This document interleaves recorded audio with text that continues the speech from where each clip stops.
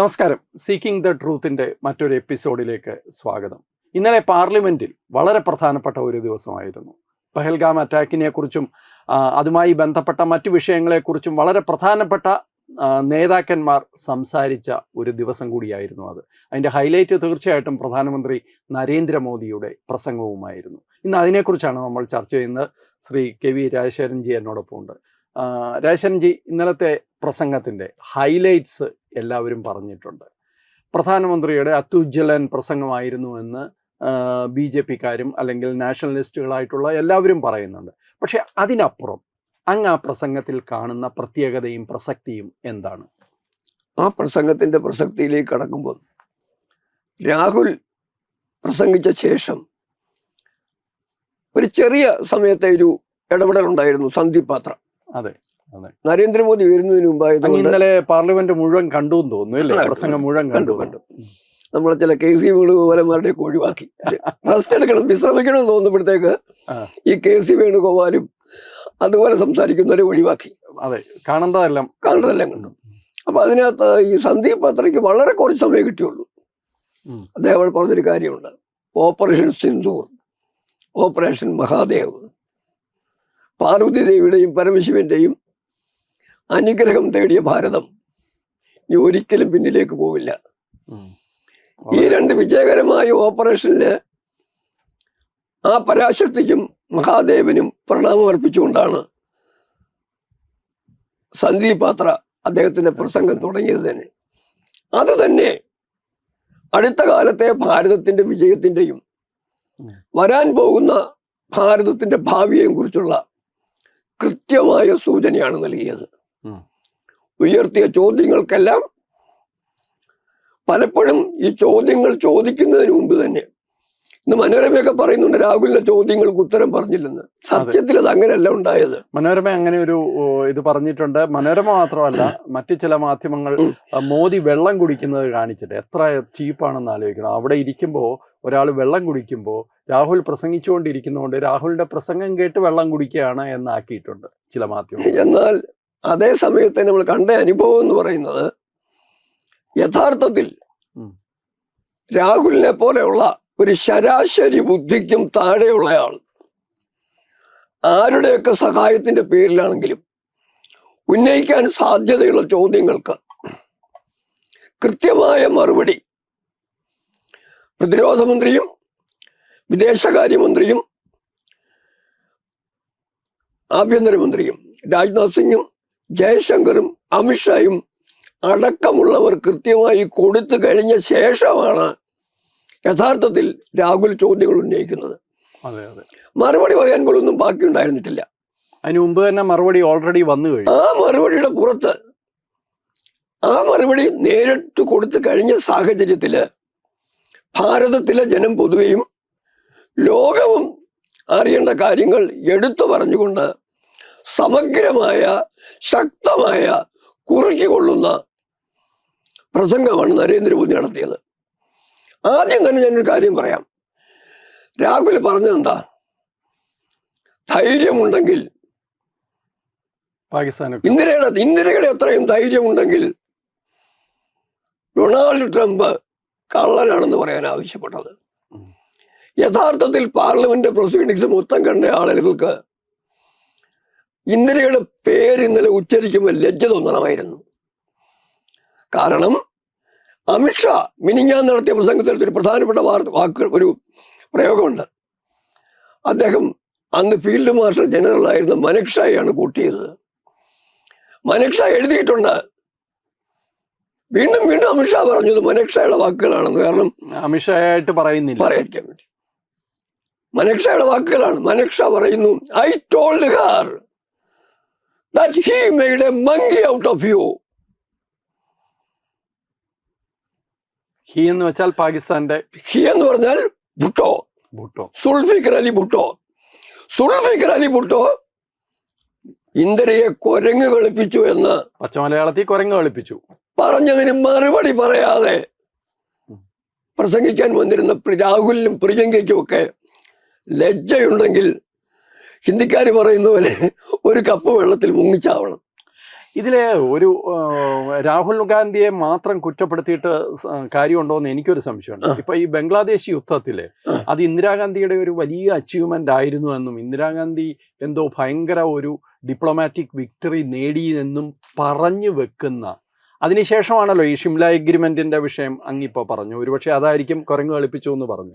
അപ്പൊ ഇത് ഈ ബംഗ്ലാദേശ് യുദ്ധത്തിലും 93,000 ഇല്ലേ, 1,07,000 പേര് കുറവുള്ള അത്രയും ആൾക്കാരെ പിടിച്ചിട്ട് 5,000 പേരെ പോലും കയ്യിൽ വെക്കാതെ എല്ലാവരെയും നിരൂപാധികം വിട്ടയക്കുകയും അതോടുകൂടി നമ്മളുടെ ഒരു സ്റ്റാൻഡ് പൂർണ്ണമായിട്ട് ദുർബലപ്പെടുകയും ചെയ്തതല്ലേ അതിൻ്റെ ആദ്യത്തെ കാരണം? അവിടെ ഒരു പ്രധാന വിഷയമുണ്ട്. അങ്ങ് പറയുന്ന 93,000 കീഴടങ്ങിയ പാക് പട്ടാളക്കാരെ കൊണ്ട് കൃത്യമായ വിലപേശൽ നടത്തുന്നതിനുള്ള സാഹചര്യം നഷ്ടപ്പെടുത്തുകയും 53 ഇന്ത്യൻ പട്ടാളക്കാരെ പാകിസ്ഥാൻ പിടിച്ചവരെ തിരിച്ചു വിളിക്കാതെ പോലും ഇത് വിട്ടുകൊടുത്ത സാഹചര്യത്തെ നിരന്തരം ആക്രമിച്ചുകൊണ്ടിരിക്കുന്നുണ്ട്. അനുരാഗ് സിംഗ് ഠാക്കൂർ ആണെങ്കിൽ ഹിമാചലിലെ എം പി അദ്ദേഹമാണെങ്കിൽ വളരെ എഫക്റ്റീവായിട്ട് പ്രസംഗത്തില് ഈ വിഷയം പറയുന്നു. ഇത് മാത്രമല്ല ചോദിച്ചത്, നെഹ്റു മുതൽ മൻമോഹൻ സിംഗ് വരെ സറണ്ടർ ചെയ്തൊരു കാര്യങ്ങൾ പറഞ്ഞുകൊണ്ട്, അതായത് ഒക്യുപ്പൈഡ് കാശ്മീർ തൊട്ടിട്ട് ഈ കോൺഗ്രസ് സർക്കാർ നടത്തിയ കീഴടങ്ങളുടെ ചരിത്രം മുൻ ചോദിച്ചിട്ട് സറണ്ടർക്ക് സ്നേഹിയ ലോകസഭയിലെ അംഗങ്ങൾ ആരവം മുഴക്കുകയായിരുന്നു കോൺഗ്രസിനെ.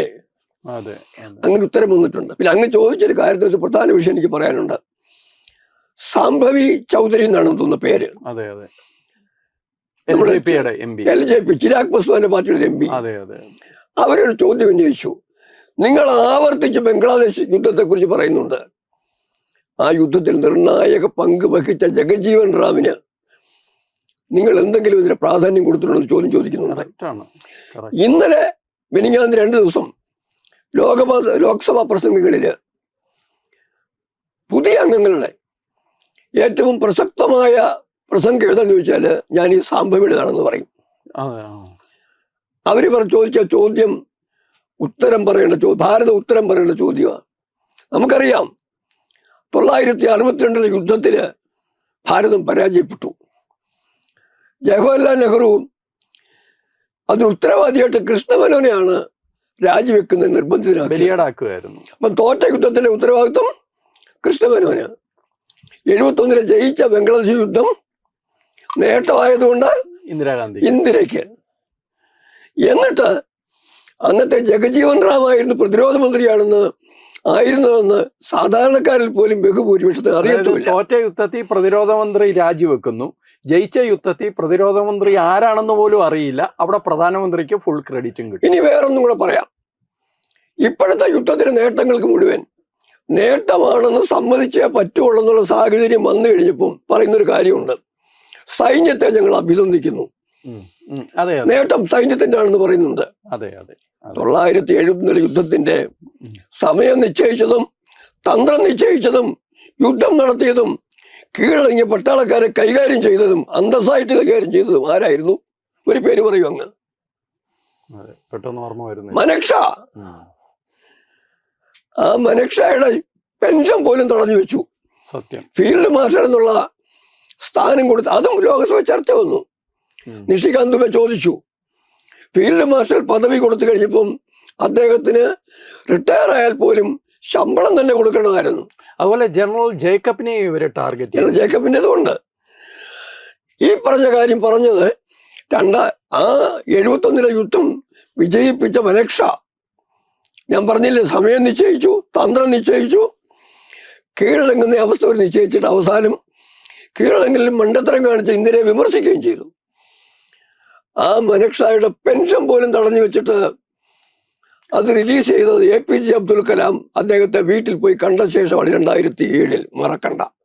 എത്ര ഭീകരമായ അവസ്ഥ. അങ്ങനെയാണ് സൈന്യത്തെ അവർ പരിഗണിച്ചിരുന്നത്. നമ്മൾ അങ്ങോട്ട് ചർച്ച നമ്മൾ കുറേയധികം കാര്യങ്ങൾ ശരിയാണത്, വളരെ കറക്റ്റാണ്. ഈ ചരിത്രമൊക്കെ കോൺഗ്രസിന് വലിയ തോതിൽ കോൺഗ്രസിനെ പ്രതിക്കൂട്ടിലാക്കുന്നുണ്ട്. അതിനെ മറച്ചു വെക്കാനും കവച്ചു വെക്കാനുമാണ് കോൺഗ്രസിൻ്റെ പ്രകടനമെന്ന് എനിക്ക് എപ്പോഴും തോന്നാറുണ്ട്, പാർലമെൻറ്റിലെ ഇവരുടെ ഒരു ആക്രമണമൊക്കെ കാണുമ്പോൾ.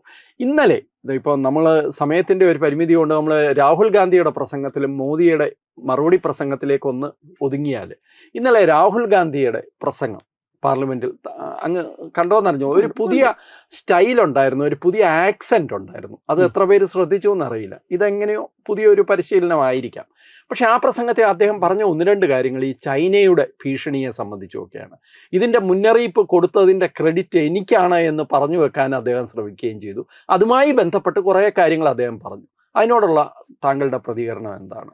അത് ശരിക്കും ഞാൻ ഇന്ന് രാവിലെ കിഴക്കാണ് സൂര്യൻ ഉദിക്കുന്നത് എന്ന് പറഞ്ഞു കഴിഞ്ഞാൽ ഉടനെ സൂര്യൻ ഉദിക്കുന്നു എന്ന് ആദ്യമായിട്ട് രാജേഷിയോട് പറഞ്ഞത് ഞാനാണെന്ന് എനിക്ക് അവകാശപ്പെടാൻ പറ്റുമോ? ഇല്ല ഇല്ല. ചൈന ഭാരതത്തിന്റെ ശത്രുവാണെന്നും ഭാരതത്തിന് ചൈനയെ ശത്രുപക്ഷത്ത് കൊണ്ടുള്ള രാഷ്ട്രീയവും പ്രതിരോധവും ആവശ്യമാണെന്ന് ആദ്യം പറഞ്ഞത് ശ്രീ അരവിന്ദോയ. കൊറിയൻ യുദ്ധം, ശ്രീ അരവിന്ദോ 1950 വരെ ജീവിച്ചുള്ളൂ. കൊറിയൻ യുദ്ധത്തിലെ ചൈനയുടെ ഇടപെടൽ കണ്ടു കഴിഞ്ഞ് ഉടനെ പറഞ്ഞു അല്ല, ടിബറ്റ് ആയിരിക്കും അടുത്ത ലക്ഷ്യം. അതും കഴിഞ്ഞാൽ ഭാരതത്തിലോട്ട് കയറും. ലോകം പിടിച്ചെടുക്കാനുള്ള ചൈനയുടെ വഴിയായി, വാതിലായി, ഗേറ്റായിട്ട് ഭാരതത്തെ മാറ്റും എന്നുള്ള മുന്നറിയിപ്പ് അരവിന്ദോ കൊടുത്തു. തന്നെ വീര സവർക്കറും പറഞ്ഞു, അത് തന്നെ ഗുരുജി ഗോൾവർക്കറും പറഞ്ഞു, ഡോക്ടർ അംബേദ്കർ വളരെ സ്പഷ്ടമായിട്ട് പറഞ്ഞു. സർദാർ പട്ടേല് അന്ന് ഡെപ്യൂട്ടി പ്രധാനമന്ത്രിയായിരുന്നുകൊണ്ട് നോട്ട് എഴുതി കൊടുത്തു. ഒന്നും വേണ്ട, ജോർജ് ഫെർണാണ്ടസ് ഇന്ത്യയുടെ പ്രതിരോധ മന്ത്രി ആയിരുന്നപ്പം ചൈനയാണ് ഭാരതത്തിന്റെ ശത്രു എന്ന് വ്യക്തമായി പറഞ്ഞു. ഇവരെല്ലാം ഇത് പറഞ്ഞു കഴിഞ്ഞിട്ട് ഈ രാഹുൽ ഇത് പറയുമ്പോൾ ഒരു കാര്യം അങ്ങ് ഓർക്കണം. രാഹുൽ ഇത് പറയുന്നതിന് മുമ്പ് വിദേശകാര്യമന്ത്രി ജയശങ്കർ, ഇന്നലെയാണ് രാഹുലിന്റെ പ്രസംഗം. അതെ, ജയശങ്കർ എനിക്ക് മിനിങ്ങാന്ന് സംസാരിച്ചെന്ന് എനിക്ക് തോന്നുന്നു. അദ്ദേഹം പറഞ്ഞൊരു കാര്യമുണ്ട്, ചൈനയുടെ കാര്യം പറഞ്ഞ് ഇങ്ങോട്ട് പറയുമ്പോൾ ചില കാര്യങ്ങൾ ഓർക്കണം. 2004 ശേഷം വന്ന മൻമോഹൻ സിംഗ് ഇന്ദിരാ സർക്കാർ സ്ട്രാറ്റജിക് പാർട്ട്ണർഷിപ്പ് പോലും സാധ്യമാകുന്ന തരത്തിലേക്ക് കാര്യങ്ങൾ പോകാൻ വേണ്ടി സ്ട്രാറ്റജിക് ഇന്റർവെൻഷൻ തരത്തിലേക്ക് എങ്ങനെയാണ് കാര്യങ്ങൾ നീക്കുന്നതെന്ന് പറഞ്ഞു. കൃത്യമായിട്ട് അദ്ദേഹം പറഞ്ഞു, ഞാൻ എന്തിനാണ് ചൈനയിൽ പോകുന്നതെന്ന് ചോദിക്കുന്നവരോട് ഞാൻ എൻ്റെ രാജ്യത്തിൻ്റെ ഭാരതത്തിൻ്റെ കാര്യം പറയാനാണ് ചൈനയിലേക്ക് പോകുന്നത്, ഒളിമ്പിക്സ് കാണാനല്ല പോകുന്നത്. ഒളിമ്പിക്സ് കാണാൻ പോകുന്നതിൻ്റെ പേരിൽ ചൈനീസ് കമ്മ്യൂണിസ്റ്റ് പാർട്ടിയായിട്ട് രഹസ്യ കരാർ ഒപ്പിടാനുമല്ല പോകുന്നതെന്ന് ജയശങ്കർ പറഞ്ഞപ്പം അതിനൊരു അതിന് മറുപടി പറയാതെയാണ് ഇദ്ദേഹം ചൈന വിഷയം പറയുന്നത്. ഒരു കാര്യം ഞാൻ ചോദിക്കട്ടെ, ഇനിയും രാഹുൽ ഗാന്ധിയുടെ ബുദ്ധിയിൽ ഈ യുദ്ധത്തിൽ ചൈനയും പാകിസ്ഥാനും ഒന്നിച്ചുണ്ടായിരുന്നു എന്ന് പറയുന്നത് നമ്മൾ സമ്മതി, അത് സത്യമാണ്. അത് ഭാരതം എടുത്തു പറയാത്തിനകത്ത് കാരണങ്ങളുണ്ട്, ഡിപ്ലോമാറ്റിക് റീസൺസ് അങ്ങനെയൊക്കെ. അങ്ങനെ ഉണ്ടെങ്കിൽ രാഹുലിന് വേറെ തരത്തിൽ പോസിറ്റീവായിട്ട് പറയായിരുന്നു. ചൈനയും പാകിസ്ഥാനും ഒന്നിച്ച് നടത്തിയ ആ പ്രതിരോധത്തെയാണ് ഭാരതം അതിനെ കവർന്നു വെച്ചാണ് ഓപ്പറേഷൻ സിന്ദൂർ വിജയിച്ചതെന്ന്. അങ്ങനെ ഒന്ന് ഒരു സൂചന പോലും രാഹുൽ ഗാന്ധി. ഇനി ഒരു കാര്യം ചോദിക്കട്ടെ, ഈ യുദ്ധത്തിൽ ചൈനയെ കൂടാതെ ഒരു രാജ്യം പാകിസ്ഥാനോടൊപ്പം ഉണ്ടായിരുന്നു, തുർക്കി. ആ പേരെന്തുകൊണ്ടാണ് രാഹുൽ പറയാത്തത്? അതെ, ഇസ്താൻബുളിൽ കോൺഗ്രസിന്റെ ഓഫീസ് ഉള്ളത് കൊണ്ടാണോ? എന്താ തുർക്കിയെ കുറിച്ച് പറയാത്തത്? ബന്ധങ്ങളുണ്ട് കൃത്യമായും പറഞ്ഞു കഴിഞ്ഞാല്. ഇന്നലെ രാഹുൽ ഗാന്ധിയുടെ പ്രസംഗത്തിൽ അങ്ങ് കണ്ട ഒരു വികാരം എന്താണ്? അതായത് ഒരു എതിർക്കുക എന്നുള്ളതിനപ്പുറം ഒരു ഫ്രസ്ട്രേഷൻ ആണോ എന്ന് എനിക്ക് സംശയമുണ്ട്. ഞാൻ ഇത് എടുത്തു ചോദിക്കാൻ കാരണം, ഒരു പക്ഷേ പാർലമെന്റിന്റെ ചരിത്രത്തിൽ ഇന്നേ വരെ ഉണ്ടാകാത്ത രീതിയിൽ ബ്രിട്ടീഷുകാരും അല്ലെങ്കിൽ വെള്ളക്കാര് മിനിറ്റിന് 10 പ്രാവശ്യം ഉപയോഗിക്കുന്ന വാക്കാണ് ഒരു 4 ലെറ്റർ വേർഡെന്ന് FE തുടങ്ങുന്ന വാക്ക്. നമ്മളത് പറയേണ്ട കാര്യമില്ല. ആ വാക്ക് ഇന്നലെ പാർലമെന്റിൽ ആദ്യമായിട്ട് പ്രതിപക്ഷ നേതാവിൻ്റെ വായിൽ നിന്ന് കേൾക്കേണ്ട ഗതികേടുണ്ടായി. ആ പാർലമെന്റിൽ ഇരിക്കുന്ന ആൾക്കാർ എന്ന് പറഞ്ഞു കഴിഞ്ഞാൽ ഈ രാജ്യം തെരഞ്ഞെടുത്ത് വിട്ട ജനപ്രതിനിധികളാണ്, ബഹുമാനപ്പെട്ട ജനപ്രതിനിധി. അവരുടെ മുമ്പിൽ ഈ വാക്ക് ഉപയോഗിച്ചാണ് പുള്ളി പ്രസംഗിച്ചത്. എങ്ങനെ തോന്നുന്നു? അത് കേട്ടപ്പോൾ ഞെട്ടിയോ ശരിക്കും പറഞ്ഞാൽ? ഞെട്ടുകല്ല എനിക്ക് ഉണ്ടായത്. ആ. സത്യം പറയാവുന്നുണ്ടെങ്കിൽ ചൂലെടുത്ത് അടിക്കണമെന്ന് തോന്നി. അത് തന്നെ ഒരു കാര്യം. അതിന്റെ കൂടെ ഒരു കാര്യം പറയാനുണ്ട്. അതിന്റെ ഗൗരവം വരണമെന്നുണ്ടെങ്കിൽ ഇദ്ദേഹത്തിന്റെ പ്രസംഗം മുഴുവൻ ആരെ നോക്കിയായിരുന്നു? ലോകസഭയിൽ പ്രസംഗിക്കുന്നതും രാജ്യസഭയിൽ പ്രസംഗിക്കുന്നതും അധ്യക്ഷനെ നോക്കി വേണം. അതെ, അധ്യക്ഷനെ നോക്കി പ്രസംഗിക്കുക എന്ന് പറഞ്ഞതിന്റെ അർത്ഥം സഭയെ അഡ്രസ് ചെയ്യുന്നുള്ളതാണ്. സഭയെ അഡ്രസ് ചെയ്യുന്ന പറഞ്ഞാൽ ഭാരതത്തിന്റെ ജനസമൂഹത്തെ അഡ്രസ് ചെയ്യുന്നതാണ്. ഇതിന് പകരം രാഹുൽ അദ്ദേഹത്തിന്റെ എങ്ങോട്ടല്ല, ഭാരതത്തിന്റെ പ്രസംഗത്തെയും ആ പുതിയ ശൈലിയെ കുറിച്ച് അങ്ങനെ പറഞ്ഞല്ലോ. അദ്ദേഹം ചെയ്തത് എന്താണ്? ഒന്നൊരു വീഡിയോ ഇട്ട് കണ്ടോളൂ, കാണേണ്ടവരാരും വേണമെങ്കിലും പക്ഷേ കണ്ടോളൂ. ഭൂരിപക്ഷവും സമയവും ഇദ്ദേഹം അഡ്രസ് ചെയ്തത് ഇദ്ദേഹത്തിന്റെ കൂടുതലുള്ള ലോകസഭാംഗങ്ങളെ പ്രതിപക്ഷ ബെഞ്ചിലേക്ക് നോക്കിക്കൊണ്ടാണ് സംസാരിക്കുന്നത്. പ്രധാനമന്ത്രി നരേന്ദ്രമോദിയും മറ്റംഗങ്ങളും സംസാരിക്കുന്നത് അവരൊക്കെ അധ്യക്ഷനെ നോക്കി സംസാരിക്കും. എതിർപക്ഷത്തെയും ചിലപ്പോൾ നോക്കും. ഭരണപക്ഷം പ്രതിപക്ഷത്തെയും, പ്രതിപക്ഷം ഭരണപക്ഷത്തെയും നോക്കി സംസാരിക്കും, സ്വാഭാവികം. പക്ഷെ ഇദ്ദേഹം മുഴുവൻ നേരം സംസാരിച്ചത് തിരിഞ്ഞു നിന്നുകൊണ്ടാണ്, വ്യക്തമായ ഒരു കള്ള ലക്ഷണത്തോടു കൂടി. അതിനിടയ്ക്കാണ് അങ്ങീ പറയുന്ന എഫിൽ ആരംഭിക്കുകയും കെയിൽ ആരംഭിക്കുകയും ചെയ്യുന്ന വാക്കിന്റെ ഉള്ളിൽ ING ചേർത്തിട്ട് ഫ്ലൈറ്റിങ്ങിന് പകരം ആണ് ആ വാക്ക് ഉപയോഗിച്ചത്. ആ വാക്ക് ഉപയോഗിച്ചപ്പോൾ അദ്ദേഹം നോക്കിയത് ആരെയാണെന്ന് അറിയുമോ? പുറകിരിക്കുന്ന സഹോദരി പ്രിയങ്ക ഗാന്ധി. അവരിരിക്കുന്ന സമൂഹത്തിലൊക്കെ നോക്കുന്നത്. അതുപോലെ പ്രണീതി ഷിൻഡെ എന്ന് പറയുന്ന അഭ്യൂഹങ്ങൾ ജനങ്ങൾ പറയുന്നുണ്ട്. ഇവരെ വിവാഹം ചെയ്യാൻ പോവുകയാണെന്ന് രാഹുലും വരും. അതെനിക്ക് അതിനെക്കുറിച്ച് പറയേണ്ട ആവശ്യമില്ല. അവരെല്ലാം അടങ്ങുന്ന സ്ത്രീകൾ വരെ ഇരിക്കുന്ന ആ പ്രതിപക്ഷ സമൂഹത്തിലേക്ക് തിരിഞ്ഞു നിന്നുകൊണ്ടാണ് രാഹുൽ, ഞാൻ ആദ്യം പറഞ്ഞ പോലെ എഫിൽ സ്റ്റാർട്ട് ചെയ്യുന്ന കെയിൽ അവസാനിക്കുന്ന 4 അക്ഷര വാക്ക് പറഞ്ഞത്. അവിടെ തെളിഞ്ഞ എന്താണ്? ആടി തെറ്റിയ തൻ്റെ ചോദ്യങ്ങൾക്കുള്ള ഉത്തരം നേരത്തെ തന്നെ പറഞ്ഞു കഴിഞ്ഞിരിക്കുന്നു എന്ന് അറിഞ്ഞു കഴിഞ്ഞ ആള് കൊണ്ടുവന്നുപോയി, എഴുതിക്കൊണ്ടുവന്നുപോയി പറയാതെ പറ്റില്ല എന്ന് പറഞ്ഞിട്ട് അതിങ്ങനെ പൊട്ടിയ റെക്കോർഡ് പോലെ ആവർത്തിച്ചുകൊണ്ടിരുന്നപ്പം അവിടെ തെളിഞ്ഞത് ആ മനുഷ്യന്റെ നിരാശയാണ്. അതോടൊപ്പം തന്നെ ഒരിക്കലും ഈ വ്യക്തിക്ക് നന്നാവാനും കഴിയില്ല എന്ന് വ്യക്തമാക്കിയിരിക്കുകയാണ്. അതെ അതെ അതെ വളരെ എനിക്ക് തോന്നുന്നത് പ്രതിപക്ഷത്ത് തന്നെ ചിന്തിക്കുന്നവരാരെങ്കിലും ബാക്കിയുണ്ടെങ്കിൽ അവർക്ക് പോലും ഇന്നലെ നിരാശ ഉണ്ടായിട്ടുണ്ടാവും. കാരണം ഒരിടത്തും തൊടാത്ത ഒരു ആഴവും ഇല്ലാത്ത ഒരു പ്രസംഗമാണ് പ്രസംഗിക്കാൻ വേണ്ടി. പിന്നെ ഉയർത്തിയ വിഷയങ്ങൾ പറഞ്ഞാല് ഒന്നാമത് ചൈന വിഷയം അത് അപ്രസക്തമാണ്. കാരണം ചൈനയുടെ കാര്യം, ചൈന ഭാരത ശത്രുവാണെന്ന് ഞാൻ പറഞ്ഞില്ല, ഈ സഭയിൽ ഞാൻ പറഞ്ഞത് കേൾക്കുകയാണെന്നുണ്ടെങ്കിൽ ആയിരുന്നെങ്കിൽ നിങ്ങൾക്ക് ഇങ്ങനെ വരില്ലായിരുന്നു. ചൈനയും പാകിസ്ഥാനും ഒന്നിച്ചു നിൽക്കുന്നതിന് തകർക്കുകയാണ് വിദേശ നയത്തിന്റെ തന്ത്രം, ലക്ഷ്യം. ചേട്ടാ, ഇത് ആർക്കും അറിയാൻ വയ്യാത്തേ. പക്ഷെ അതിന് എന്തെങ്കിലും ചെയ്യാൻ ഇങ്ങനെ കോൺഫിഡൻസ് സജഷൻ ഉണ്ടോ? ചൈനയും പാകിസ്ഥാനോട് അകത്താൻ വേണ്ടി എന്താ ചെയ്യേണ്ടതെന്ന് ഇല്ലല്ലോ. അപ്പൊ അത് വെറുതെ അതര വ്യായാമമായിരുന്നു. ഇനി മറ്റൊരു കാര്യം ചോദിക്കട്ടെ, അതുപോലെ പറഞ്ഞിട്ട് നമുക്ക് മുന്നോട്ട് നീങ്ങാം. നെഹ്റു കുടുംബത്തിൽ ജവഹർലാൽ നെഹ്റു ചൈനയുമായിട്ട് ഇന്ത്യ ചീനി ഭായ് പറഞ്ഞു. ഇന്ദിര ചെയ്തത്, ഇന്ദിരയുടെ ധൈര്യമൊക്കെ പറയുമ്പോൾ ചില ആളുകൾ പറയാത്തൊരു കാര്യമുണ്ട്. ഇന്ദിര അമേരിക്കൻ പ്രസിഡന്റിനെ ചെയ്ത കാര്യം അമേരിക്കൻ പ്രസിഡന്റിനെ ചീത്ത പറയായിരുന്നു. കാരണം സോവിയറ്റ് യൂണിയന്റെ പക്ഷത്തായതുകൊണ്ട് എന്തു സംഭവിച്ചാലും അവരെ രക്ഷിക്കുമെന്നുള്ള പ്രതീക്ഷ ഉള്ളത് കൊണ്ട് സോവിയറ്റ് യൂണിയന്റെ ശത്രുവായ അമേരിക്ക ചീത്ത പറയാൻ ധൈര്യം ഉണ്ടായിരുന്നു. അതോടെ നിൽക്കട്ടെ. പക്ഷെ അവിടെ എങ്കിലും ഇന്ദിര ഒരിക്കലും ചൈനയുടെ പക്ഷത്തോട്ട് പോയിട്ടില്ല. കാരണം ഇന്ദിരയുടെ കാലത്ത് ചൈനയും പാകിസ്ഥാനും അമേരിക്കയും കൂടെ ഒന്നു ചേർന്നതുകൊണ്ട് സോവിയറ്റ് യൂണിയനെതിരെയും ഭാരതത്തിനെതിരെയുള്ള ഒരു അന്താരാഷ്ട്ര രാഷ്ട്രീയ ചേരിയാണ് വളർത്തിയെടുത്തത്. ആ സാഹചര്യത്തിൽ ഇന്ദിര അങ്ങോട്ട് പോയിട്ടില്ല.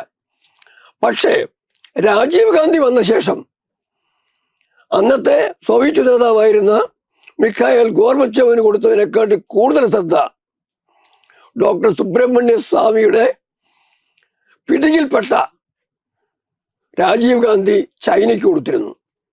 രാജീവ് ഗാന്ധിയാണ് ചൈനയോടുള്ള ബന്ധം കൂടുതൽ ശക്തമാക്കി തുടങ്ങിയത്, രഹസ്യബന്ധങ്ങൾ കൂടുതലും. അതുകൊണ്ട് തന്നെയാണ് രാജീവ് ഗാന്ധി ഫൗണ്ടേഷനിലേക്ക് പണം ചൈനയിൽ നിന്ന് ഒഴുകുന്നതിനുള്ള സാഹചര്യം ഉണ്ടായത്. ആ പണം മേടിക്കാനുള്ള ഭാഗ്യമോ ദൗർഭാഗ്യമോ അപ്പൊ അതുകൊണ്ടാണ് ഈ ചൈന കാര്യം വീണ്ടും വീണ്ടും ഇങ്ങനെ ആവർത്തിച്ച എനിക്ക് തോന്നുന്നു അങ്ങേർക്ക് പറയാനുള്ള ഏക പോയിന്റ് അതാണെന്ന് തോന്നുന്നു. അത് അനുവാദം വാങ്ങിച്ചാണ് ചൈനയിൽ നിന്നും പാകിസ്ഥാനിൽ നിന്നും അനുവാദം. അങ്ങ് നോക്കൂ, ഒരു കാര്യം നോക്കൂ, പ്രധാനമന്ത്രിയുടെ മറുപടിക്കകത്തൊരു പ്രധാന ഘടകമായിരുന്നു നിങ്ങൾ ഇവിടെ പറയുന്നത് പാക് നെറേറ്റീവാണ്, പാകിസ്ഥാൻ പറയാൻ ആഗ്രഹിക്കുന്ന കാര്യങ്ങളാണ് നിങ്ങൾ പറയുന്നത്. അതുകൊണ്ട് പാകിസ്ഥാനും ചൈനയും അനുവദിക്കുന്ന കാര്യങ്ങൾ മാത്രമേ പറഞ്ഞിട്ടുള്ളൂ. ഒരു കാര്യം അങ്ങ് ശ്രദ്ധിക്കുക.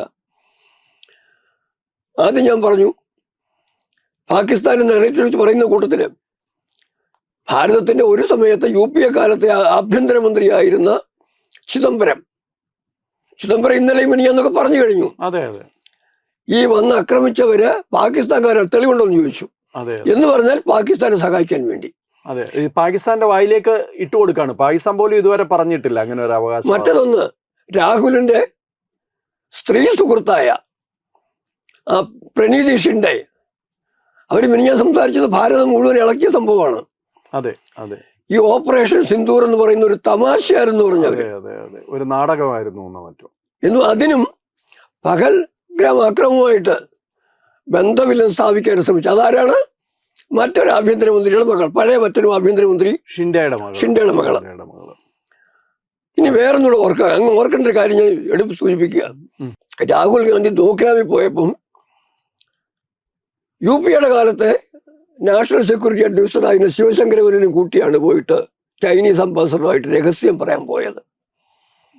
ഓർത്ത് നോക്കൂ, ആ കാലത്തെ 2 ആഭ്യന്തരമന്ത്രിമാര്, നാഷണൽ സെക്യൂരിറ്റി അഡ്വൈസർ, ഇവരെയൊക്കെ പ്രതിപക്ഷത്തിന്റെ അടുത്തേക്ക്, പ്രതിപക്ഷമല്ല ഭാരതത്തിന്റെ എതിർപക്ഷത്തേക്ക് കൊണ്ടുപോകുന്നതിന് തയ്യാറായ രാഹുൽ സ്വന്തം ചെയ്തികളുടെ ഒരു വിശദീകരണം ചെയ്ത ശേഷം വേണം തിരിച്ച്. അത് പറയാത്ത ഒരാളുടെ പേരൂടെ ഉണ്ട്, ഗൗരവ് ഗൊഗോയ്.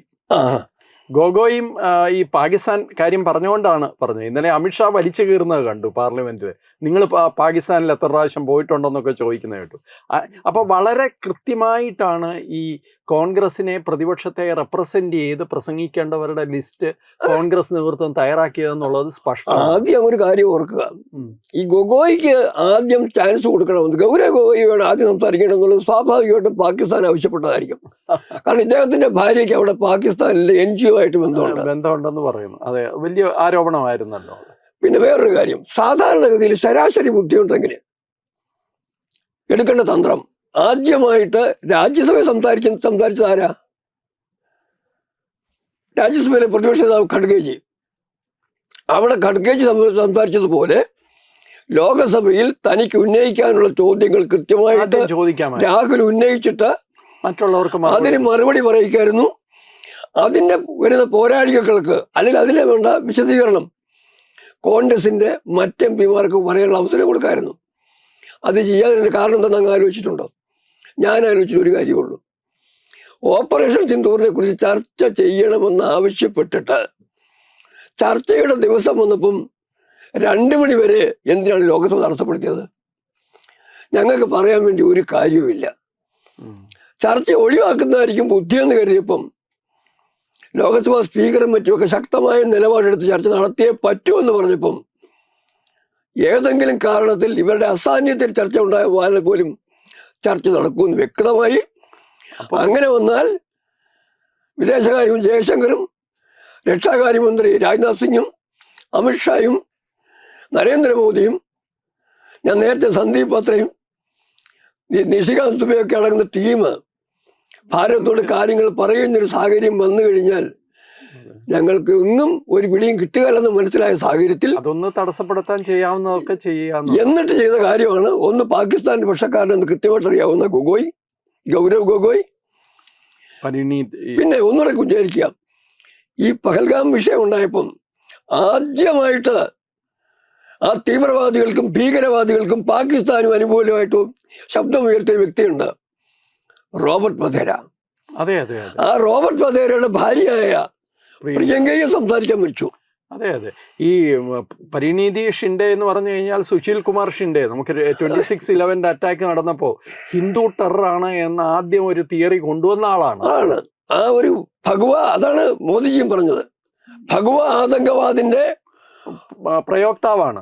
അതിന്റെ ഒരു വാക്കിട്ട് കൊടുത്ത ആളാണ്. നമ്മുടെ ചർച്ചയുടെ സമയം പരിമിതമായതുകൊണ്ട് നമുക്കിനി പോസിറ്റീവായിട്ടുള്ള കാര്യങ്ങളിലേക്ക് ഒന്ന് വന്നാൽ, ഇന്നലെ നരേന്ദ്രമോദിയുടെ ദിവസമായിരുന്നു ആക്ച്വലി പാർലമെന്റിൽ. അദ്ദേഹം അതിഗംഭീരമായിട്ടാണ് ഈ മറുപടിയൊക്കെ കൊടുത്തത്. അദ്ദേഹം തുടക്കം മുതൽ തന്നെ ഇത്തരം ശത്രുതാ മനോഭാവത്തെ നേരിട്ട് തന്നെയാണ് ഈ നിലയിൽ അല്ലെങ്കിൽ ഈ ഒരു സ്ഥാനത്ത് എത്തിയത്. അതുകൊണ്ട് അതിൽ അത്ഭുതമൊന്നുമില്ല.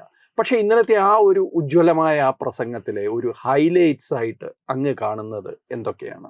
ഞാൻ ആദ്യം കാണുന്ന കാര്യം, കോൺഗ്രസ് പക്ഷത്തിന്റെ, പ്രതിപക്ഷത്തിന്റെ പോലും പറയണ്ട, കോൺഗ്രസിന്റെ തുറുപ്പ് ചീട്ടായിരുന്നു ട്രംപ് പറഞ്ഞതിനെ, ട്രംപിന്റെ ആവർത്തിയുള്ള പ്രസ്താവന നിഷേധിക്കുക എന്നുള്ളത്.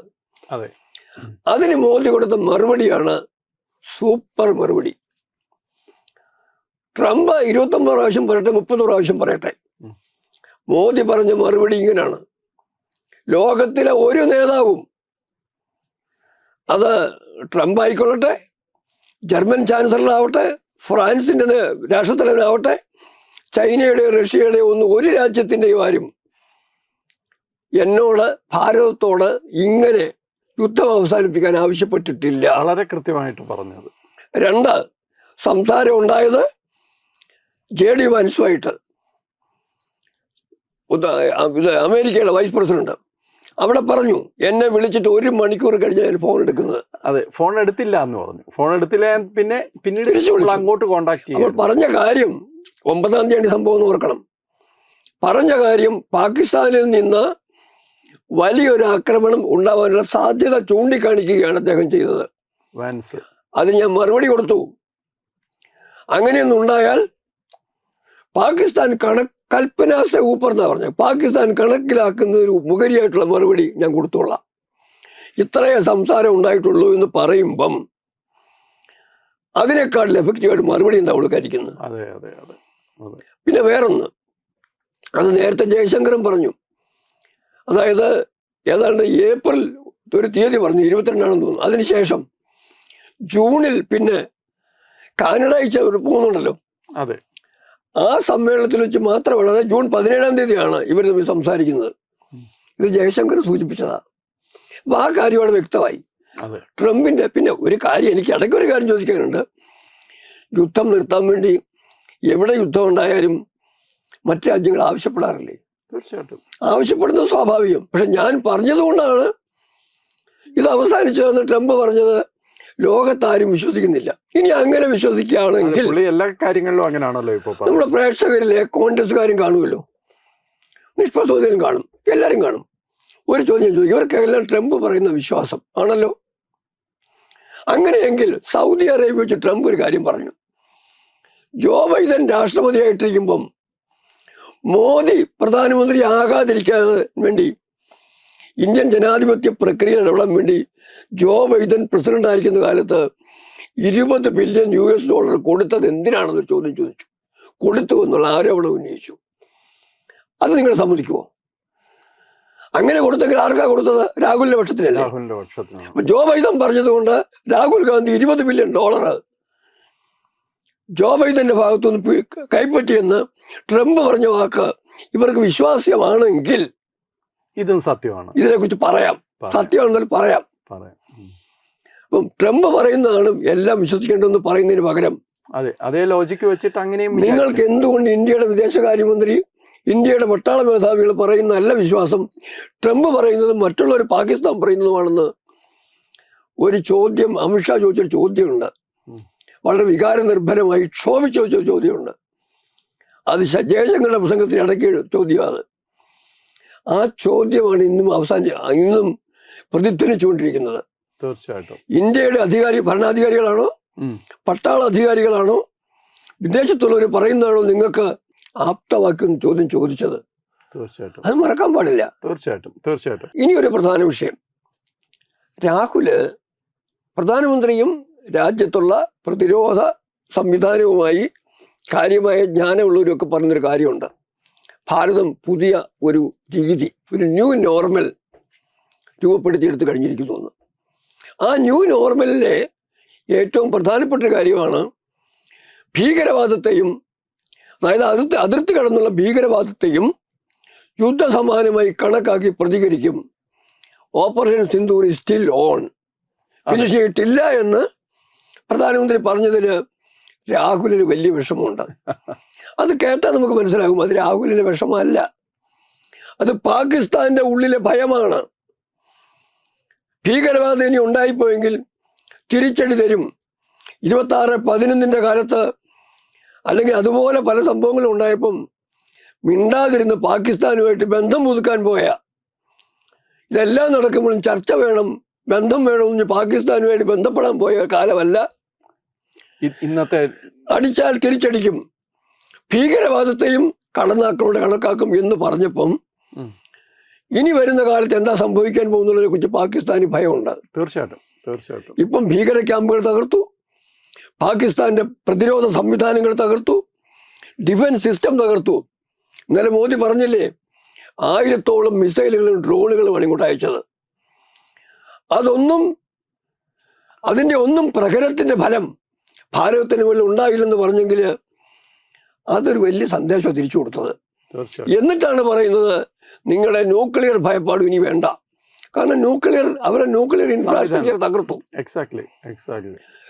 അതുകൊണ്ട് ഇനി ഇങ്ങോട്ട് ഭയപ്പെടുത്തൽ വേണ്ട, ന്യൂ നോർമലാണ്. ഭീകരവാദത്തെയും യുദ്ധമായി കണക്കാക്കി പ്രതികരിക്കുമെന്ന് പറഞ്ഞപ്പം പാകിസ്ഥാന് ഭയം ഉണ്ടായതും രാഹുൽ ഗാന്ധി ഭയപ്പാട് പാർലമെന്റിൽ പ്രകടിപ്പിച്ചതും സത്യത്തിങ്കിൽ രാഹുൽ എവിടെയാണ് നിൽക്കുന്നത് എന്ന് കൃത്യമായി ധരിപ്പിക്കുകയാണ്. ശരിക്കും അത് എക്സ്പോസ് ചെയ്യുകയായിരുന്നു. അവിടെ വെച്ച് ഇദ്ദേഹം ഒരു കാര്യം പറഞ്ഞു, നരേന്ദ്രമോദി ഒരു വാചകം ഒരിക്കലും മറക്കാൻ പാടില്ല. ലോകത്തിന്റെ പിന്തുണ ഭാരതത്തിനുണ്ടോ എന്ന് ചോദിച്ചപ്പോൾ ഒരു കാര്യം നരേന്ദ്രമോദി പറഞ്ഞു, ലോകത്തെ ബഹുഭൂരിപക്ഷം രാജ്യങ്ങളും 2-3 രാജ്യങ്ങൾ ഒഴിച്ച് ഭാരതത്തിന് പിന്തുണ അറിയിച്ചു. അങ്ങേക്കും അറിയാവുന്ന കാര്യമാണ്. പല രാജ്യങ്ങളും പറയുമ്പോഴത്തേക്ക് ഒരു രാജ്യത്തിന്റെ പേരെടുത്ത് പറയും, ഡിപ്ലോമസിയുടെ ഭാഗമാണ്. അതെ. ഇപ്പം ഭീകരാക്രമണത്തെ അപലപിക്കുമെന്ന് പറഞ്ഞു കഴിഞ്ഞാൽ അത് പാകിസ്ഥാനെ അപലപിക്കും തുല്യമാണെന്ന് മനസ്സിലാക്കണം. അങ്ങനെ ലോകത്തെ എല്ലാ രാജ്യങ്ങളും ബഹുഭൂരിപക്ഷം രാജ്യങ്ങളും 193-190 രാജ്യങ്ങളും ഭാരതത്തിന് പിന്തുണ നൽകി. ഈ രാജ്യത്തെ ജനങ്ങളും എനിക്ക് പിന്തുണ നൽകി. അതിന്റെ ബലത്തിലാണ് ഓപ്പറേഷൻ സിന്ദൂർ ജയിക്കാൻ എനിക്ക് അവസരം ഉണ്ടായത്. ഒരു കൂട്ടർ മാത്രം എതിർത്തു എന്ന് എടുത്തു പറഞ്ഞു നരേന്ദ്രമോദി. കോൺഗ്രസ് അവിടെ വേറൊന്നുകൂടെ പറഞ്ഞു, കോൺഗ്രസിലെ മുഴുവൻ പേരെ അദ്ദേഹം പറയുന്നില്ല. കോൺഗ്രസിന് രാജ്യത്തിന് വേണ്ടി പുറത്തുപോയി, രാജ്യത്തിന് വേണ്ടി ഡിപ്ലോമാറ്റിക് മെസ്സേജുമായിട്ട് മിഷനുമായിട്ട് പുറത്തുപോയവരെ ശ്ലാഘിച്ചുകൊണ്ട് പറഞ്ഞു ഒരു കുടുംബത്തിന്റെ മാത്രം പിന്നാലെ നിൽക്കുന്ന കോൺഗ്രസ് ആണ്, അവര് മാത്രമാണ് ഈ കാര്യത്തിൽ കാര്യവാരിയതെന്നും കൂടെ നിൽക്കാത്തതെന്നും കൃത്യമായി നരേന്ദ്രമോദിയെ കൊണ്ട് പറയിപ്പിക്കുന്നതിന് അവസരം കൊടുത്തത് ആരാണ്? സത്യം. രാഹുലും കൂട്ടരുമാണ്. ഒരു കാര്യം കൂടെ ഓർക്കണം, പക്ഷെ എനിക്ക് രാജ്യസഭയിൽ സോണിയ സംസാരിക്കുന്നതായിട്ട് അറിഞ്ഞിട്ടില്ല. എന്തേ അവർക്ക് താല്പര്യമില്ലാത്തത്? എന്താണ് ഭാരതത്തിന്റെ പ്രതിരോധ വിഷയം ചർച്ച ചെയ്യുമ്പം സോണിയ എന്താണ് നിശബ്ദമായിട്ടിരിക്കുന്നത്? ചോദിക്കേണ്ട ചോദ്യമല്ലേ? തീർച്ചയായിട്ടും. എനിക്ക് ഇതിനകത്ത് വേറൊരു ചെറിയ സംശയം കൂടെ അങ്ങയോടൊന്ന് ചോദിക്കാം. അതായത് ഈ കോൺഗ്രസിനെ ഇന്നലെ എക്സ്പോസ് ചെയ്തു, നേതൃത്വത്തെ എക്സ്പോസ് ചെയ്തു എന്ന് പറഞ്ഞു. പക്ഷെ എനിക്ക് തോന്നിയ ഒരു കാര്യം, ഒരു പക്ഷേ കോൺഗ്രസിനുള്ളിൽ തന്നെ ഇത് ഭാവിയിൽ ഒരു വലിയ ഇന്റേണൽ ഒരു ഡിവിഷന് കാരണമാകില്ലേ? കാരണം കോൺഗ്രസിനുള്ളിലും ഇപ്പോൾ ശശി തരൂരിനെ പോലെയുള്ള, അല്ലെങ്കിൽ ഈ ഡിപ്ലോമസിക്ക് വേണ്ടി, ഇന്റർനാഷണൽ ഡിപ്ലോമസിക്ക് വേണ്ടി അന്യരാജ്യങ്ങൾ ഭാരതത്തിന് വേണ്ടി സന്ദർശിച്ച കോൺഗ്രസ് എംപിമാരൊക്കെ ഉണ്ട്. അവരൊക്കെ എനിക്ക് തോന്നി ഇന്നലെ വളരെ അസ്വസ്ഥരായിരുന്നു എന്ന് എനിക്ക് തോന്നിയിട്ടുണ്ട്. അതിന്റെ ഉത്തരം മനീഷ് തിവാരി ഇന്നലെ പറഞ്ഞല്ലോ. ശശി തരൂരിന്റെ കാര്യം ഇവിടെ മനീഷ് തിവാരി പറഞ്ഞ ഉത്തരവ് ഞാൻ കൊടുക്കുന്ന പ്രാധാന്യം. അതെ, എന്റെ മൗനം മനസ്സിലാക്കാൻ പറ്റാത്തവർക്ക് എന്റെ വാക്കുകൾ മനസ്സിലാവില്ല എന്നാ പറഞ്ഞ്. അപ്പൊ അത് കോൺഗ്രസിനുള്ളിൽ ഒരു ഭിന്നിപ്പുണ്ടാക്കി. തീർച്ചയായിട്ടും കോൺഗ്രസിനുള്ളിലെ ചിന്തിക്കുന്ന ജനവിഭാഗങ്ങൾക്ക് ഉള്ളില് ചിന്ത ഉണ്ടാവും. അങ്ങൊന്ന് ഓർത്ത് നോക്ക്, അവര് തിരിച്ചു ചിന്തിക്കും. കോൺഗ്രസ് ഭാരതത്തിനൊരു പ്രതിപക്ഷം, ഇവരാർക്ക് വേണ്ടിയാണ് പണിയെടുക്കുന്നതെന്ന് അവർ ചിന്തിക്കും. ചിന്തിച്ചില്ലെങ്കിൽ ചിന്തിക്കണം. ഒരു കാര്യം ഓർക്കുക, ഞാനൊരു കാര്യം ചോദിക്കാം അങ്ങോട്ട്. ഇന്നലെ കേരളത്തിൽ നിന്ന് പ്രസംഗിക്കാൻ വേണ്ടി 2 പേരുണ്ടായിരുന്നു. പ്രിയങ്ക വധേര, അത് പാകിസ്ഥാൻ പിന്തുണ കൊടുക്കുന്ന റോബർട്ട് വധേരയുടെ ഭാര്യ ആയതുകൊണ്ടാവാം, ഇദ്ദേഹത്തിന്റെ സഹോദരി ആയതുകൊണ്ടാവാം. രണ്ടാമത് KC വേണുഗോപാൽ. എന്തുകൊണ്ട് കേരളത്തിലെ ലോകസഭയിലേക്ക് പോയി അയച്ചിട്ടുള്ള കോൺഗ്രസ് എംപിമാരുടെ കൂട്ടത്തിൽ ഏറ്റവും പ്രഗത്ഭനായ തരൂരിന് ഷാഫി പറമ്പിലിനെ ഒഴിവാക്കി. തരൂരിന്റെ കാര്യം ഞാൻ വിടുക. തരൂരെ ഞാൻ കേരളത്തിന്റെ കൂട്ടത്തിൽ കൂടുന്നത്. അദ്ദേഹം ഒരു ഇന്റർനാഷണൽ ഭാരതത്തിന്റെ ഷാഫി പറമ്പിലിനെ ഇന്നലെ പ്രസംഗിക്കാൻ അനുവദിച്ചിരുന്നെങ്കിൽ ഒരു പക്ഷേ കോൺഗ്രസ് പക്ഷമാണ് പറയുന്നത്, ചതിയന്മാരുടെയും വഞ്ചകന്മാരുടെയും പാകിസ്ഥാന്റെയും പക്ഷമാണ് സംസാരിക്കുന്നെങ്കിൽ പോലും എഫക്റ്റീവായിട്ട് ഒരു പാർലമെന്റിലെ പെർഫോമൻസിന് ഷാഫി പറമ്പിലിന് അവസരം കിട്ടുമായിരുന്നു. കൊടുത്തില്ല. നമ്മൾ മനസ്സിലാക്കേണ്ടത് അങ്ങനെ സാധ്യതയുള്ള ചെറുപ്പക്കാരെയും മെമ്പർമാരെയും ഒഴിവാക്കുകയും മുഴുവൻ കുടുംബ കേന്ദ്രീകൃതമാക്കുകയും ചെയ്യുമ്പം ഒരുപക്ഷെ മനോരമ പോലുള്ള മാധ്യമങ്ങൾക്ക് അത് ഇഷ്ടപ്പെടുമായിരിക്കും.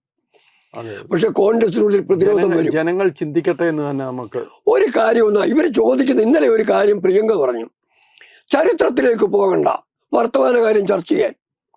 എന്തിനാ പറഞ്ഞത്? 26/11 ചർച്ച ചെയ്യരുത്. അതെന്താ സംഭവിച്ചത്? 2008 മറ്റോ അല്ലേ? 2008. പക്ഷെ അതിനു മുമ്പ് എൻ്റെ അമ്മ കരഞ്ഞ കാര്യം ചർച്ച ചെയ്യണം. എൻ്റെ അച്ഛൻ മരിച്ചപ്പോൾ അമ്മ കരഞ്ഞു, അച്ഛനെ കൊന്നപ്പോൾ ഭീകരവാദി കൊന്നപ്പോൾ അമ്മ കരഞ്ഞു. അത് ചരിത്രമല്ലേ? ഇനി അവളത് എപ്പോഴാ പറഞ്ഞത്? കൃത്യമായിട്ട് അരി എത്ര എന്ന് ചോദിച്ചാൽ പയറഞ്ഞാഴി എന്ന് പറയുന്ന പോലെ. ഇന്നലെ അമിത്ഷാ ഒരു ചോദ്യം ചോദിച്ചിരുന്നു. ബട്ട്ല ഹൗസ് എൻകൗണ്ടറിലെ ഭീകരവാദികൾക്ക് വേണ്ടി കണ്ണുനീർ പൊഴിച്ച സോണിയ അവിടെ പ്രതിരോധം നിർത്തിയ പോലീസ് ഉദ്യോഗസ്ഥന് വേണ്ടി എല്ലാം കരയേണ്ടിയിരുന്നു ചോദിച്ചുള്ള മറുപടിയാണ് പ്രിയങ്ക പറഞ്ഞത്, എൻ്റെ അമ്മ അച്ഛൻ മരിച്ചപ്പോൾ കരഞ്ഞെന്ന്. ആ ചരിത്രത്തിലേക്ക് പോകാം, പക്ഷെ മറ്റേ ചരിത്രത്തിലേക്ക് പോകാം. ഇന്ദിരയുടെ പേരും പറയാം. ഇന്ദിരയ്ക്ക് പല ധൈര്യം ഉണ്ടെങ്കിൽ, അതായത് മനക്ഷ പറഞ്ഞ ഭൂട്ടോ കുരങ്ങ് കളിപ്പിച്ച ഇന്ദിരയുടെ അത്രയും ധൈര്യം നരേന്ദ്രമോദിക്കുണ്ടെങ്കിൽ ട്രംപ് കള്ളനെന്ന് പറയാൻ ആവശ്യപ്പെട്ടത് വിഡ്ഢിത്തരത്തിന്റെ ഈ പറഞ്ഞ് കേട്ടതൊന്നും. അല്ലെങ്കിൽ ഇന്നലത്തെ ഏറ്റവും കൂടുതൽ പോരാടിയ കോൺഗ്രസിന്റെ ഭാഗത്ത് ഞാൻ കണ്ടത്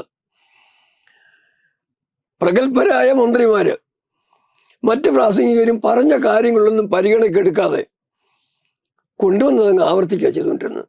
കൃത്യമായ ഉത്തരം പറഞ്ഞു കഴിഞ്ഞ കാര്യത്തിന് പോലും വീണ്ടും അതായത് അങ്ങ് ഒരു മാധ്യമ പ്രവർത്തനം കൂടിയാണല്ലോ, അങ്ങ് ആരുടെ ഇന്റർവ്യൂ പോകുമ്പോഴത്തേക്ക് അയാൾ തുടക്കത്തിൽ തന്നെ ഓപ്പണിംഗ് റിമാർക്സിൽ പറയാണ്, ഞാൻ ഇന്ന നാട്ടില് ഇന്നയാളിന്റെ മകനാണെന്ന് പറഞ്ഞു കഴിഞ്ഞാൽ പിന്നെ നിങ്ങളുടെ അച്ഛന്റെ പേരെന്താന്ന് ചോദിക്കുമോ? എന്റെ സ്ക്രിപ്റ്റിൽ ഉള്ളത് കൊണ്ട് ഞാൻ വീണ്ടും അത് ചോദിക്കും എന്ന് പറഞ്ഞതുപോലെ ജയശങ്കറും അമിത്ഷായും രക്ഷാമന്ത്രിയും കൃത്യമായി മറുപടി പറഞ്ഞ കാര്യങ്ങള് കൊണ്ടുവന്ന ചോദ്യം ആവർത്തിച്ചു എന്നുള്ളത് മാത്രമല്ല രാഹുൽ ഗാന്ധി ചെയ്ത കാര്യം. തീർച്ചയായിട്ടും പ്രിയങ്ക അതായത് പ്രിയങ്ക അതിനിടയ്ക്ക് വേറൊരു വലിയ ഒരു സെൽഫ് ഗോൾ കൂടെ അടിച്ചു. അത് വേറൊന്നുമല്ല, ഇതിനെല്ലാം കാരണം ആ പഹൽഗാമിലെ എന്താ പറയുക, നമ്മൾ ഇന്റലിജൻസ് സംവിധാനം പരാജയപ്പെട്ടു. അങ്ങനെയാണ് എൻ്റെ കാര്യം ചോദിക്കട്ടെ, ലോകത്തിലുണ്ടാകുന്ന ഏത് അക്രമ സംഭവങ്ങൾക്കും ഇന്റലിജൻസ് പരാജയം ഒരു കാരണമാകുമല്ലോ. തീർച്ചയായിട്ടും. അതില്ലെങ്കിൽ എബ്രഹാം ലിങ്കൺ കൊല്ലപ്പെടത്തില്ല, ജോൺ എഫ് കെന്നഡി കൊല്ലപ്പെടത്തില്ല, മഹാത്മാഗാന്ധി കൊല്ലപ്പെടത്തില്ല. ഇനിയും ഭരണത്തിൽ പ്രധാനമന്ത്രിയായിരുന്ന ഇന്ദിരാഗാന്ധി മരിച്ചതിന്റെ കാരണം ഇന്റലിജൻസ് പരാജയമായതുകൊണ്ട് ഇന്ദിരാഗാന്ധി തന്നെയാണ് ഉത്തരവാദി എന്ന് വിവരമുള്ളാരും പറയുമോ? അതല്ലല്ലോ പ്രധാന വിഷയം അവിടെ. തന്നെയല്ല, ഞാൻ അങ്ങയുടെ ഒരു വീഡിയോ കണ്ടു, അതിലങ്ങ് കാശ്മീർ വിഷയത്തിലെ ഭാരതത്തിന്റെ പക്ഷത്തു നിന്നുള്ള പരിമിതികളെ കുറിച്ച് പറഞ്ഞു. എങ്ങനെയാണ് അവിടെ ഇന്റലിജൻസ് വിവരം ഉണ്ടായെന്ന് പോലും പലപ്പോഴും പരസ്യമായിട്ട് ചർച്ച ചെയ്യപ്പെടാതിരിക്കുന്നതായിരിക്കും ഭാരതത്തിന് ബുദ്ധി. കാരണം ആ പ്രദേശത്ത് വിനോദസഞ്ചാരികൾക്ക് വേണ്ടി അനുവദിക്കപ്പെട്ട സമയത്തായിരുന്നില്ല ഈ വിഷയം. അത് നേരത്തെ ചർച്ച വന്നതാണ്. അതെങ്ങനെയാണ് അങ്ങനെ സംഭവിച്ചതെന്നുള്ളതൊക്കെ പറഞ്ഞു കഴിഞ്ഞാൽ അതിനകത്ത് പല പ്രശ്നങ്ങളും ഉണ്ടാകുന്ന കാരണത്തിൻ്റെ പേരിലായിരിക്കും ഒരുപക്ഷെ ഇതിനെ കൗണ്ടർ ചെയ്യാത്തത്. തീർച്ചയായിട്ടും. ആ നിസ്സഹായ അവസ്ഥയെ, അങ്ങനെ പറയാൻ പാടില്ല എന്നുള്ള അവസ്ഥയെ മുതലെടുത്തുകൊണ്ട് ഗോളടിക്കാൻ നോക്കുകയാണ് പ്രിയങ്കയെ പോലുള്ളവര്. പക്ഷെ ഇത് ജനം തീർച്ചയായിട്ടും തിരിച്ചറിയും എന്നുള്ള കാര്യത്തിൽ യാതൊരു സംശയവുമില്ല. നമ്മുടെ ചർച്ചയുടെ പരിമിതി കൊണ്ട്, സമയത്തിൻ്റെ പരിമിതി കൊണ്ട് ഇത് അവസാനിപ്പിക്കുകയാണ്. ഭാരതത്തെ സംബന്ധിച്ചിടത്തോളം നേരത്തെ ശ്രീ കെ വി രാജശേഖരൻജി പറഞ്ഞ പോലെ ന്യൂ നോർമൽ എന്ന് പറയുന്നത്, നമ്മൾ ഒരു വശത്ത് ലോക സമാധാനത്തിനും പുരോഗതിക്കും കമ്മിറ്റഡ് ആണെങ്കിൽ കൂടി മറുവശത്ത് നമ്മൾക്കെതിരെ ഉണ്ടാകുന്ന ആക്രമണങ്ങൾക്ക് കൃത്യമായ മറുപടി കൊടുക്കുന്ന ഒരു നയം കൂടിയാണ് നമ്മളുടെ ആധുനിക ഭാരതത്തിൻ്റേത്. അത് ഒന്നുകൂടി ഉറപ്പിക്കുന്ന, ഒന്നുകൂടി ജനങ്ങളെ അറിയിക്കുന്ന, പ്രതിപക്ഷത്തിൻ്റെ ഇരട്ടത്താപ്പിനെ പൂർണ്ണമായി തുറന്നു കാണിക്കുന്ന ഒരു സീരീസ് ഓഫ് ചർച്ചകളാണ് ഇന്നലെ പാർലമെൻറ്റിൽ നടന്നത്. അതിൻ്റെ ഹൈലൈറ്റ് തീർച്ചയായിട്ടും പ്രധാനമന്ത്രി നരേന്ദ്രമോദിയുടെ മറുപടി പ്രസംഗമായിരുന്നു. ആരെങ്കിലും പ്രേക്ഷകർ ആ പ്രസംഗം ഇതുവരെ കണ്ടിട്ടില്ലെങ്കിൽ പൂർണ്ണമായ പ്രസംഗം ഒന്ന് കാണണം, എന്നിട്ട് സ്വയം വിലയിരുത്തണം. ജയ് ഹിന്ദ്, നമസ്കാരം. ജയ് ഹിന്ദ്.